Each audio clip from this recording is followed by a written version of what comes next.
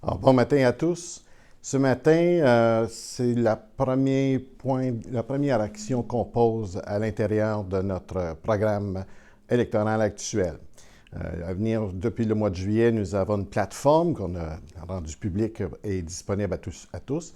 Je dirais même que plusieurs s'en inspirent, mais ce matin, c'est le premier pas qu'on va proposer aux citoyens et aux citoyennes de Longueuil. Alors, la première chose, je vais récapituler un peu l'historique, ça concerne l'aéroport de Saint-Hubert. L'aéroport de Saint-Hubert, c'est une session qui s'est passée dans les années 2000 et l'organisme DHL avait le mandat de développer une vision, c'est-à-dire le développement d'un secteur économique porteur, dont l'aéronautique en particulier, et surtout en nouvelles technologies et en recherche. Le deuxième volet, naturellement, de DHL était de promouvoir la partie économique de ce secteur-là. Ça datait de 2001 à toute fin pratique, et je vous dirais que depuis le constat qu'on en fait aujourd'hui, c'est un constat naturellement d'échec. Et ce qui est plus c'est que les administrateurs de DHL maintiennent encore une orientation économique qui est passéiste à ce stade-ci. À titre d'exemple, on veut continuer de maintenir le développement de porteurs commerciaux sur le territoire de l'aéroport et on est en situation post-COVID, puis on est en situation REM. Donc, qu'est-ce que ça veut dire? Ça veut dire que ADM, Aéroport de Montréal, a cumulé plus d'un demi-milliard de déficit au cours des 2 dernières années dû à la pandémie. Et le deuxième volet, le REM, qui arrive maintenant à Brassard.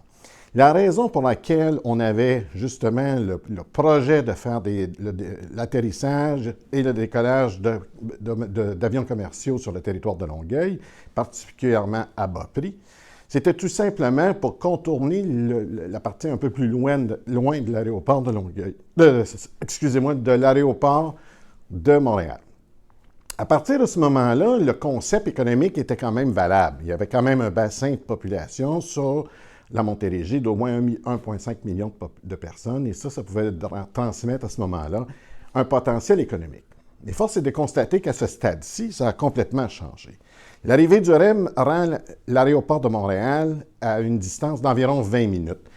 Il n'y a plus cette urgence-là, et de plus, dans les dernières semaines, le conseil d'administration de DHL a confirmé le maintien de cette orientation-là.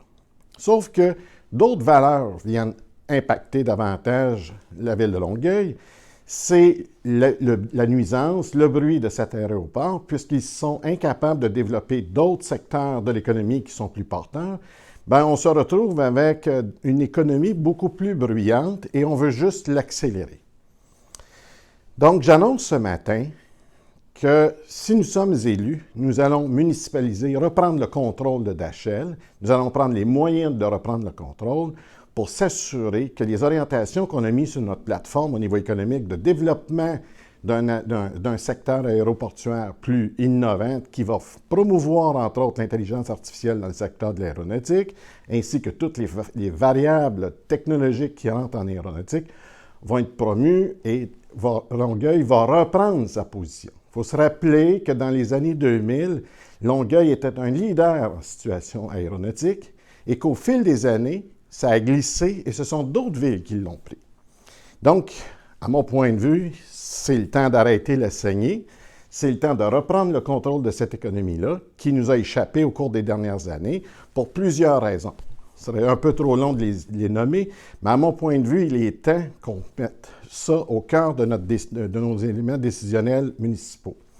Entre autres, mes collègues qui sont avec moi ce matin, les citoyens de Saint-Hubert en particulier sont exacerbés par la relation qu'ils ont avec DHL.